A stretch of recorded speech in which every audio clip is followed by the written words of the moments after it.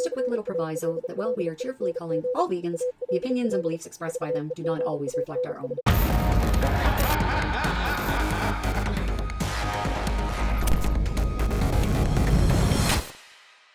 Welcome to Calling All Vegans. Well, normally Alec and I dress identically like Tweedledee and Tweedledum, making us sort of the Dumb and Dumber of I was veganism. going to say, I'm pretty sure it's Tweedledum and Tweedledummer for us, but... Yeah. Well, what am I laughing about? Like, I'm Tweedledee. So, however, we're going to be talking later with our next guest about what's depicted on this shirt. Full disclosure, it's a little bit dirty because I wore it at Thanksgiving. And because it was so roomy, so coupled with my loose pants, I was able to pack away a pretty respectable amount of middleage. So, it used to be that London and Toronto were the hotbeds of animal rights activity in Ontario, Canada, for those outside of the country. But these days, the feisty new kid on the block is Kitchener-Waterloo and the surrounding area, where activists are using a variety of methods to pressure and put the squeeze on animal exploitative industries. One such activist is this lady here. Please welcome Jen DEIGHAN-SCHENK to Calling All Vegans. Now, I was a kid who adored and stuck up for animals my whole life. Were you? Yeah, absolutely. And are you? You're still Yeah, still kind of a kid. Yeah. Technically, I'm an adult, but yeah. I definitely was. I always loved animals. I had companion animals growing up, and I always definitely was someone who stuck up for what was right. As a young child, I didn't know what was happening to animals at the degree that it's happening, but I definitely would always intervene to help animals. Strong sense of justice. I mean, none of us knew that this was so systemic. I was 14 when I found out, and I was like, what? Of course, yeah. So Jen, tell us a little bit about your vegan backstory. What woke you up? Because as you said, as a young child, you didn't realize that connection.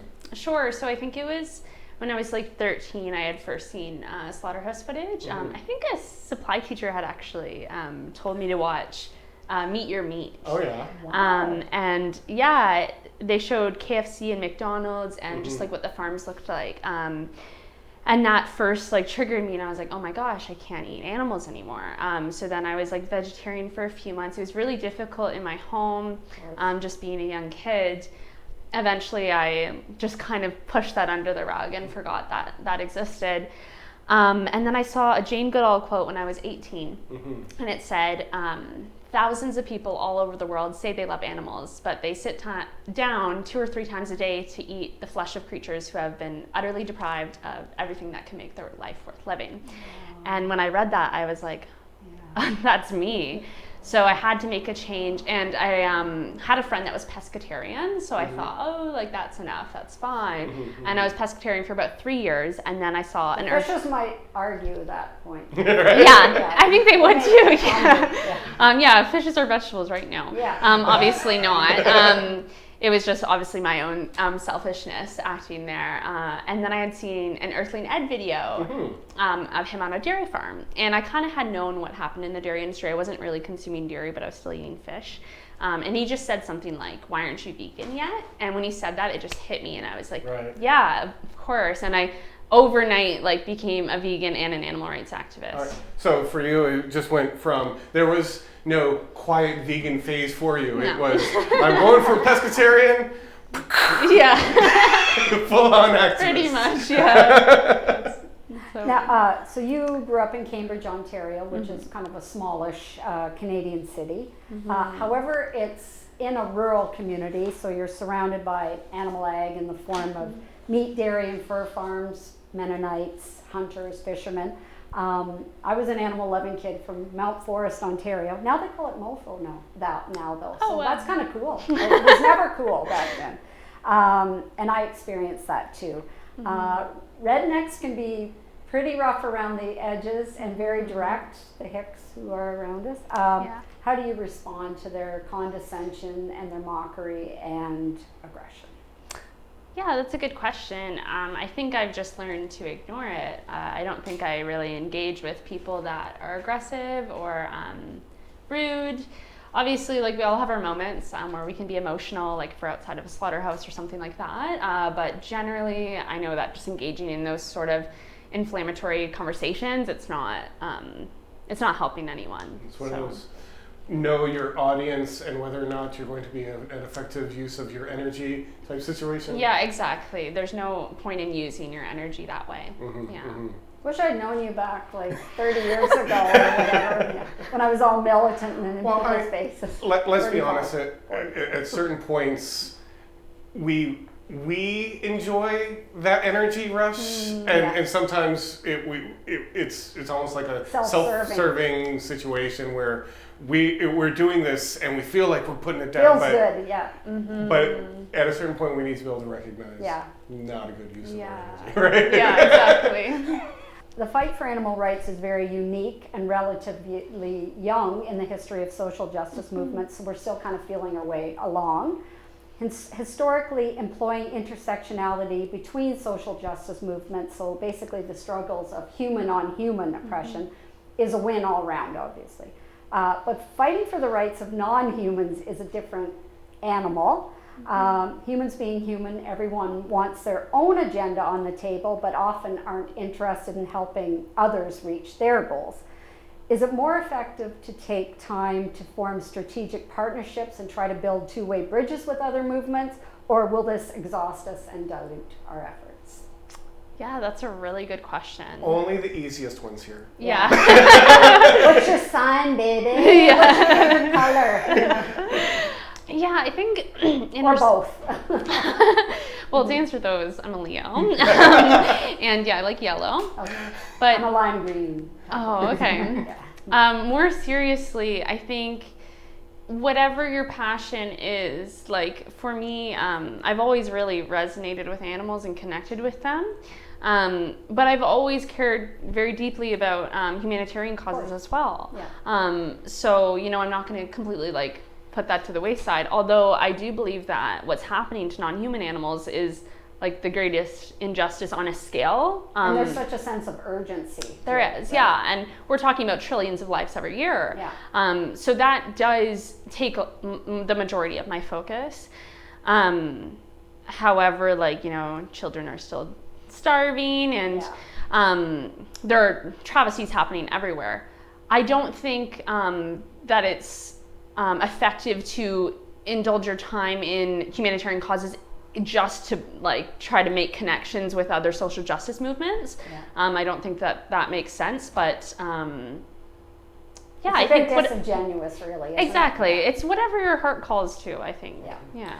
The good news is, if you are passionate about multiple things, it's not a this or that scenario. Right. You can be passionate about both. Of course. Yeah. All of us here have attended vigils showing animals love for the first time, perhaps just before they go into a hell environment. Definitely the last time they'll ever experience it. Yeah. Can you tell us a little bit of what that feels like to share those near final moments with these individuals before they go in?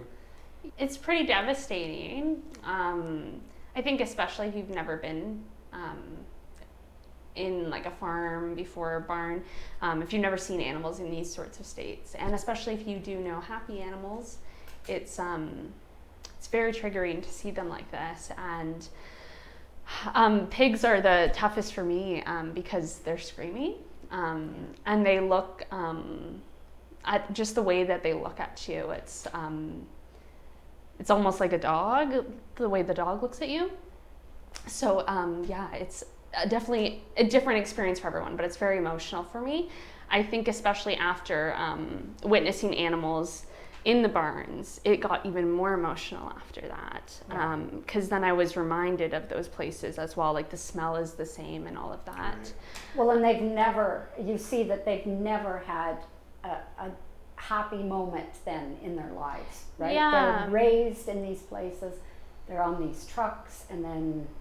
Yeah, and it kind of is like this matrix experience, like you're looking at all of them and you know that all of them have a right to their own life and they're all individuals, and this is so obvious to us, but to other people they're just blindly buying these products. So I think that's what's very devastating about it, is you're looking at the sheer amount of them in there, and that they're all unique, right? They're all their own individual person. So yeah, it's very devastating to answer that. Do you have a favorite form of activism? Lighten the mood, yeah. And the follow-up question: do you feel that there's one form of activism that's the most effective? Echo in here. Right. Yeah, I love to do street outreach. I think it's really fulfilling. I love having that like one-on-one conversation, and they have that like aha moment. That feels really great. In terms of what's most effective, that's going to be different for everyone because everyone has different strengths and weaknesses. I've always been like the leader in the group, so I think that my most effective form of advocacy, I'm starting to learn this, is just leading activism in whatever way I can and trying to inspire people to be more active. And I think that's where I do best in, actually. Interesting. So, yeah. Bossy, such an ugly word. Hey, that's my last name. And you are bossy. So you're involved with We the Free. Can you tell us about the differences between a WTF diamond, and I love that acronym, of course, and an AV cube? Not that there's anything. No, the We the Free diamonds are definitely inspired by AV cubes. The biggest difference between them, I think, is the approach and kind of the overall tone of the event. At AV, and I do both. I am the AV organizer in Waterloo as well, or one of the organizers. And at AV, it's very serious. Obviously, we want to take the message very seriously, but yeah, we all wear black, and it's just a very serious tone. And I think that the outreach is a lot more blunt. Right. Whereas with We the Free, it's not like we're pandering, but it's very Socratic. It's much more Socratic in a sense that we're not going to tell anyone anything directly, and that we try to lead them to the conclusion, like to the most we possibly can. Bunch of little earthling heads out there. Right? Yeah, pretty much. So, for those that don't know We the Free, Right. What kind of footage, is this a similar type of footage that you're showing? Yeah, so we're showing footage from Dominion. So yeah, similar types of footage is just standard practice in the industry. But We the Free, cool thing about it is it's not just the diamonds, the street outreach events that we do. We also will do like, we're showing sanctuary footage, and we're giving out food, and just talking about like, this is ideal situation for animals. Like, what kind of world do you want animals to live in? Or we'll do VR headsets, or watch a 5-minute movie and like get a cookie, whatever. Yeah. So this is a different format just because of the much stronger leniency towards the Socratic method. Do activists get additional training? How does this come about? Tell us a little bit about that. So basically, all their approach for with We the Free is based on data and analytics. So it's not kind of out of thin air. They use specific studies to see what is most effective and track what's most effective in activism. And training is a big part of We the Free. So they offer all sorts of trainings. Anyone that's starting a We the Free chapter will receive extensive training, and then anyone that's wanting to participate in We the Free will also be offered outreach training. And then there's other trainings as well as like sustainable activism and various other things. So it's much more community building, I find. Let's talk ag laws. The animal ag industry has enjoyed operating in near secrecy for decades. Bill 156 here in Ontario, Canada, is a dangerous cat-watching the canary piece of legislation meant to protect industry's vested financial interests. It targets, I'm going to give a little speech here because I hate this. I know, Sue. It targets, intimidates, silences, hinders, and takes away the rights of truth seekers like animal activists, investigative journalists, and concerned employees, and thereby just criminalizing the efforts of whistleblowers. Penalizing those who document and reveal misery and abuse is a slippery and concerning, disturbing slope. Instead of creating more transparency within the industry to assist the public in making an informed decision on whether to support it or not, the government is in cahoots with animal ag in concealing cruelty. They prop up this literally dying industry through massive subsidies and legal protection. but is this going to stop activists from doing what's right? Absolutely not. After all that, huh? Yeah. Let down question. Yeah, I was like, what's the question here? Yeah, definitely not. Not for me, at least. And I know a lot of people that it's not going to stop them either. Legality does not equal morality. I think that that's just an industry lie to protect more of their industry lies. There's never been a proven case that an activist has compromised biosecurity. The fact that it's called an animal protection zone when they're literally slitting these animals' throats makes no sense to Kind me. of oxymoronic. Yeah. It's so twisted. Yeah, so no, it's just to, you know, I was going to say something speciesist, but pull the wool over their It's eyes. okay. Like, We're allowed to because we're vegans. Right? You We're acknowledge activists, that yeah. that's important. yeah, it is important. I'm still trying to get out of those like little habits, but Yeah, for yeah, sure. they're just trying to fool the public, essentially. Yeah. That's right. MTV used to stand for the cable music channel that launched 40 years ago, but in the ARA community, it's for something cooler and kinder. Meet the Victims, which is this. I recently participated in a large coordinated action along with other dedicated activists near Tiny Bright, Ontario. I was all diapered up with no place to go, but my experience was much different than yours and that of our friend David Pereira, with whom we've just spoken. Can you share with us the details of the action and what happened to you and things like that? Like just Sure. Yeah, so I wasn't actually at the action. So at... the proposed action, let's say. Sure. So the plan was to go to Hybrid Turkeys in Bright, Ontario, which is the largest turkey supplier in the world. And this is a week before Canadian Thanksgiving. So we wanted to expose the absolute horrendous conditions at this farm and shed light on to what's happening to these beautiful individuals who are so smart, so sociable.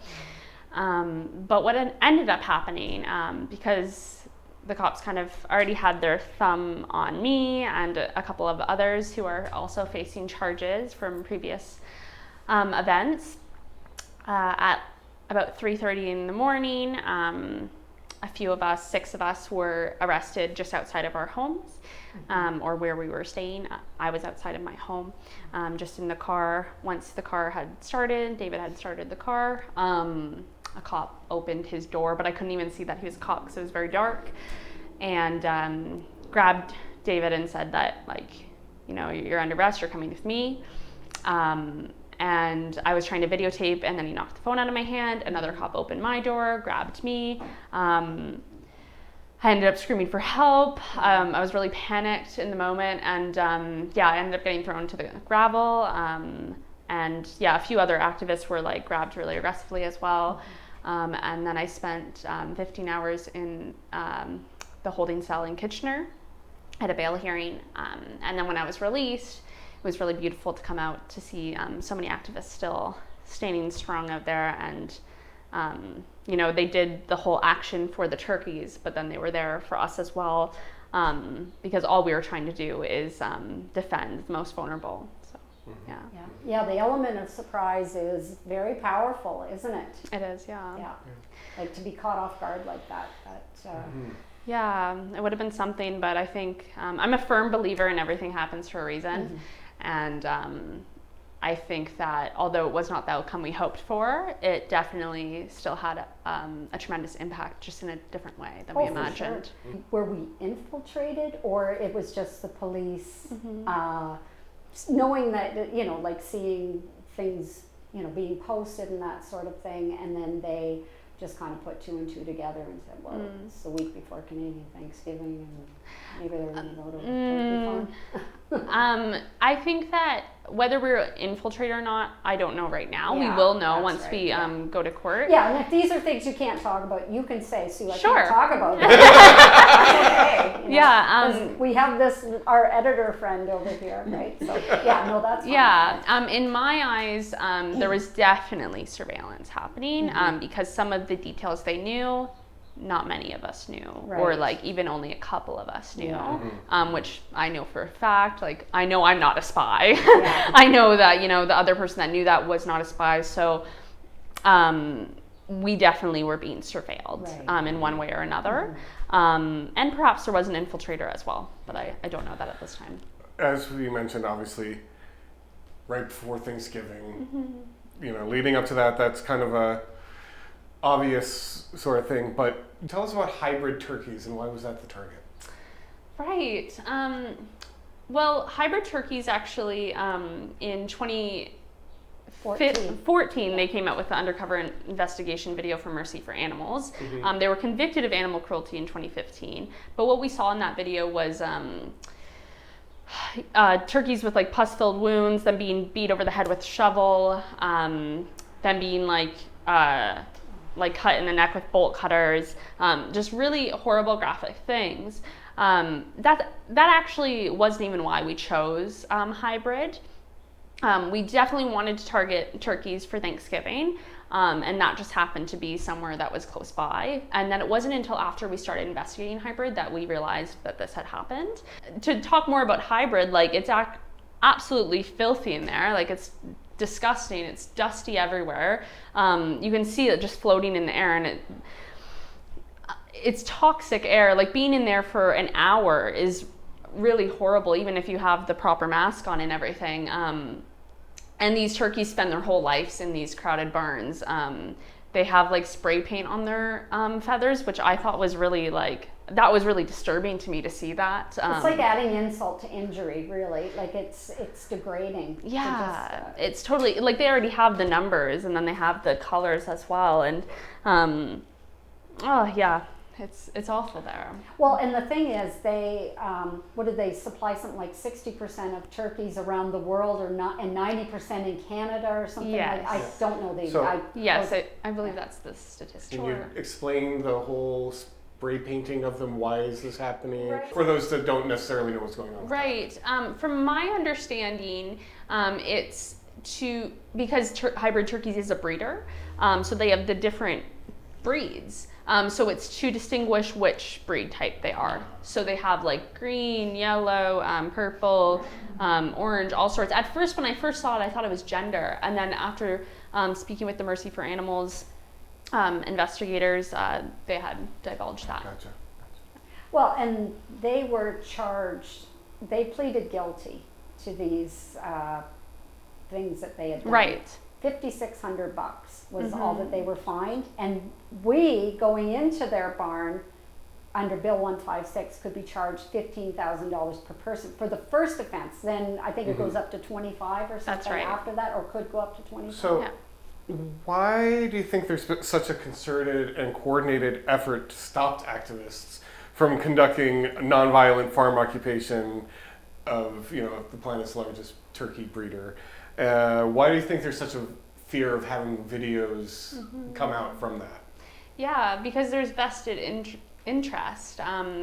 If we expose what's actually happening, people will stop paying for it to happen. So they don't want that. They can't have that.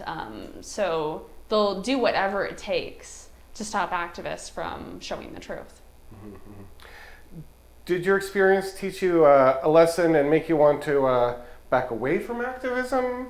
Or is it something that's make you more strategic and fight harder for animals? I'll be honest in that when I was arrested like a month ago before the Meet the Victims action, I think it was about a month ago, I was a bit nervous because as the sirens are going off in the background. So it was actually They're coming for you, Jen. yeah, it was at a peaceful protest that I was arrested for, and I was arrested for undercover videos that I had done. And when I was in the jail, for 22 hours, and I was thinking to myself, like, you know, is this Meet the Victims action going to be exposed now that they're like really looking at me? And I was thinking about how can I like defend animals if I'm in jail? And so I had some serious reflection when I was in the jail. But after that, no, it lit a fire under me. Honestly, maybe if we had gone inside and videotaped everything that we did, I would have felt like, okay, you know, like I did something here, like this is what I wanted to accomplish. But because we were arrested the way we were, it just made me so infuriated that they'll do anything to protect the industry and you know, not protect those who are so vulnerable and need the protection. So if I am not protecting them and exposing their realities, who is going to? That's right, yeah. Yeah, and I mean, what you went through, obviously unacceptable, like the way you were tossed around and stuff like that, but I'm sure you would agree that it's nothing compared to what, like I'm not trying to minimize what you went through, but it still, is like, nothing. And like when I'm doing a march or something, you know, and it's hot and things like that, I just like focus and say this is nothing compared to what animals go through, and I get to go home at the end of this, and you know, I can leave if I want, but they don't have that. There wasn't any point when after I was arrested or like in the jail that I thought like, oh my god, like oh my knee, and like I wish I wasn't here right now, and this is just so brutal, what torment I'm living in right now. At no point did I think that. At every point was I thinking like, what's going on out there? Like, did they still do the action? Like, were they able to get inside? I was just worried about the turkeys, and I was worried about all the activists too, and like who was going to contact them. So yeah, what I endured was nothing in comparison to what these animals have to endure on a regular basis, and that is their entire existence. Yeah, no completely way out miserable. Except, you know. Yeah. Like the foiling of this action may not have exposed what was going on inside those barns, but I think, well, it did garner mainstream media, which was good, but I think more importantly was that it illuminated the lengths to which our government will go and the amount of resources that they'll invest in not just allowing, but covering up animal abuse across Canada. So Yeah, absolutely. It was actually, like just very telling. And we know what we're up against. Yeah. You know, well, we always did, but that just really shone the light on it, right? It did, yeah. You kind of touched on it a little bit. You've talked about the emotions that you were going through when you were in jail. Can you talk about what your reaction was when you were released from jail and what happened then? Yeah. Well, I was wondering like if everyone was going to be there. I kind of knew because my lawyer had called an activist, and the activist had told her who told me that they were out there, but the lawyer didn't seem to know why. Like, she was like, oh, maybe they're waiting to pick you up, like, but people are there. So I kind of knew, I'm like, okay, they're protesting, that's good. But by the time I was released, I was like, I don't know if they're going to be there anymore. I know I had to go because my ride was leaving. Yeah, like, well, exactly. I honestly expected to, like, come around the corner and there'd be no one there, and then I had to like go on the payphone and call Dave or whatever. Right. I was actually trying not to smile because I was really happy to see everyone, but I also wanted to like be serious and like I don't know, I wanted to keep the like somber energy of the event, I guess, and I felt a bit guilty to Meanwhile, smile. you're like, woo! Yeah, I was like, thank you. Like it was very emotional for me. I think because I held strong all day. And I hadn't really thought about what happened. So then once I was out and I hugged my best friend Kirsten, I was really emotional after that. So there was some mainstream news coverage following the action. Do you find that that was helpful or detrimental to our cause? I think any coverage is good, even if it is kind of tainted. CTV, it was cool to be on CTV, and I think that they did show a lot of the event, which was great. They showed interviews of Kirsten and Dave. Obviously, they're going to show the other side, and that's what they have to do. Well, it's fair, they have to present a balance, or else they look biased, even if they are on our side. Yeah, so, and like, obviously, we don't like what they had said for the other side, but that they just have to do that. That's just good journalism, really. Yeah. And then the Jonathan Duncan, who wrote the Guelph Mercury article that was in the Star and other papers, really that was great, and I really think that represented the action well. Was he the guy who was there all day, yes. From the bearded guy? Yes, he was there all day. He was amazing. So he was there when I was out too, which was great. So yeah, I think overall we got a lot of good coverage of the event. Yeah. Obviously, we won't go into hardcore strategy here because that wouldn't be very strategic when we're broadcasting it, but at a very high level, what are things activists need to do to be more successful?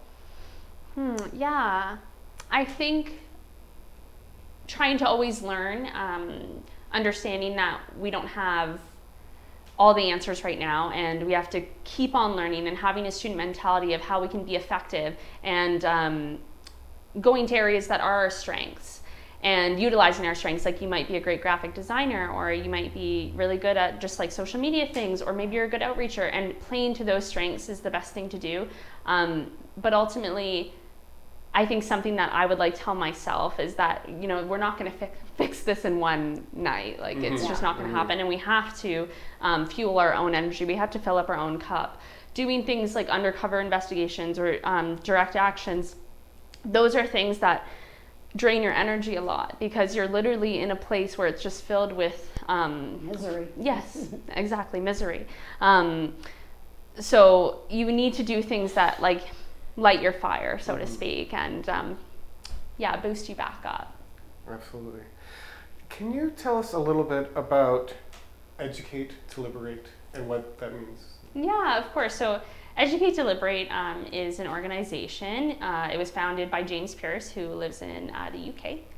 And he actually founded the organization after he had traveled to Liberia and spent some time there volunteering.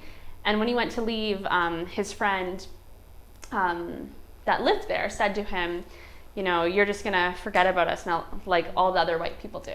And he just thought, like, oh, I can't do that. Yeah. So he was like, okay. Yeah. So it hit him, and he was like, how can I best help this community and communities like this? And he thought that education, you know, if they can be educated, they can best pull themselves out of the poverty or impoverished situations. So he created, which was called Liberation Through Education, and we changed the name as someone took it. But now it's called Educate to Liberate. Well, I like Educate to Liberate better. Oh, okay, good. Innate thing, right? Like it rhymes. A little bit like alliteration. Like So ETL. So you can find us on Instagram through Liberation_through_education. But yeah, it's a really great initiative, and 100% of the proceeds go towards this cause for these children. So we enroll them in school, and yeah, it's just a completely volunteer basis. We want to make sure that like every last cent goes to those who really need it the most. Good. Well, and I was so impressed with it, I became a patron. So yeah, thank you. Well, no, I wasn't looking for that. I don't give my money to a lot of causes outside of animals, but that one really. I'm glad. So, well, here we go. I'm obsessed with fighting for animals. It's been woven into me since I was tiny, so it's my normal. But not everyone is wired that way, and they burn out. So when we were talking about people doing what they love or are good at or whatever. But how can we be more sustainable and work smarter? And I know you've, through the We the Free, they're offering a sustainable vegan advocacy course. Yeah, so you can check that out. It's on the We the Free page. It's by Melanie Joy, actually. In my personal opinion, just making sure that you're taking care of yourself, essentially, and just recharging. I like to meditate every day and just do something I like every day. And just not feeling the weight so much, not feeling like it's all on your shoulders, because we all are a community together, and we're all working together for this cause. And it's really about that, how we can help each other get to this vision of animal liberation. So you're never alone in the fight, and we will achieve it one day. Yeah. So.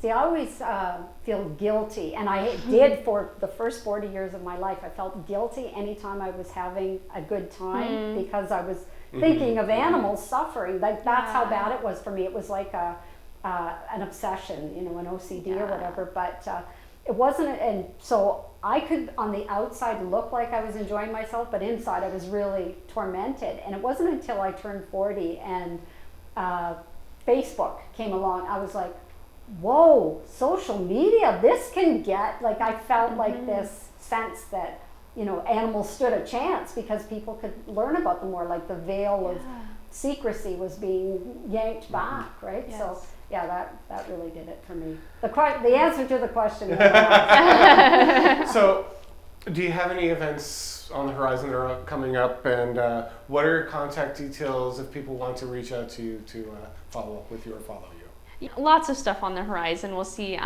With Weed the Free, we're going to open up a bunch of chapters all across Canada and the United States. So if you want to be an organizer, contact me. And you can reach me at DEIGHAN-SCHENK across all platforms, really, except for Twitter. I don't do Twitter. You don't do Twitter? No. I don't do Twitter. We don't do Twitter, do we? Not yet, but it is on my list, but I never get to that to-do list. So, well, thanks to the internet and social media, animal exploiters, animal exploitative, dark and sickening world that none of us could have even nightmared possible has been revealed on a large scale.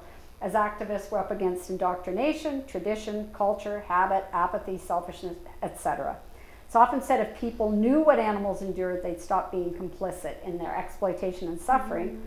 But willful ignorance, cognitive dissonance, and solution aversion are very real phenomena in the human experience. They keep us from having to make change, and people, for the most part, hate change. So thanks, Jen, for doing what you do to encourage that change. Thank you very much for sitting down with us. Really appreciate it. Yeah, thank you guys for having me. Yeah, thank you. It's been a pleasure to have a chance to actually speak one-on-one a bit and get to know you and share it with everyone. And enjoy your Alice Melissa sausage roll. Oh, yes, thank you. Sausage roll. Yes, thank you, Alice Melissa, for providing some of our victuals that we'll be having momentarily. I've had enough sausage rolls. And thanks everyone for tuning in today. We look forward to seeing you again, and we will be back soon. Have a great day. Bye.